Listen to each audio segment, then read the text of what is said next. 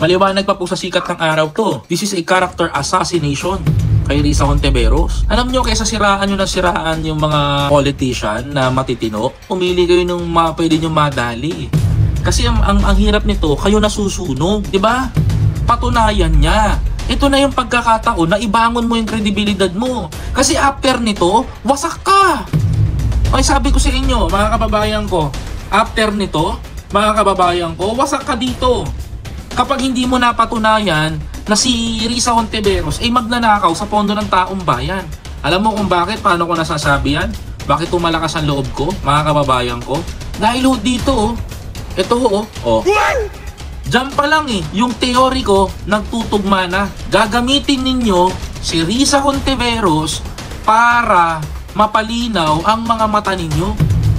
Ako sa akin lang sa akin lang mga kababayan. 'Di ba?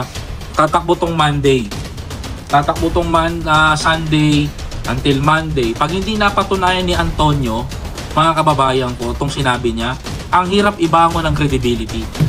Kasi kung yan, mga kababayan ko, kung yan, ititira mo ng ititira doon sa senador na wala namang bahid dumis ang kamay, mahihirapan po si Antonio, mga kababayan ko, na patunayan ito. Tama?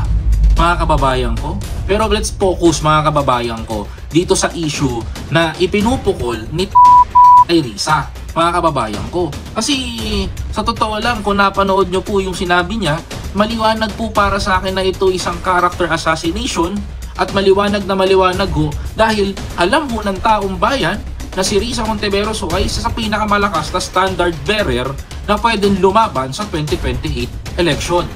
Ngayon, mga kababayan ko, mukhang tumama yung ikalawang teori ko, mga kapatid, na planong ilihis nito ni Taberna yung issue patungkol ho sa pagkakadawit ng asawa ni Chakileta sa mga diskaya, mga kababayan ko. Samantalang, mga kababayan ko, nalaman din natin ngayon, mga kapatid, na ito po palang si Taberna ay endorser ng Stronghold na kung saan, mga kababayan ko na kung saan isang kumpanya na isa ho sa mga independent director ang asawa ni Chakileta. At si Chakileta ho at ang kanyang asawa ay iisa ho sila ng pinagsasambahang simbahan. Ay hindi ko na ho babanggitin kung ano ho yung simbahan na yun.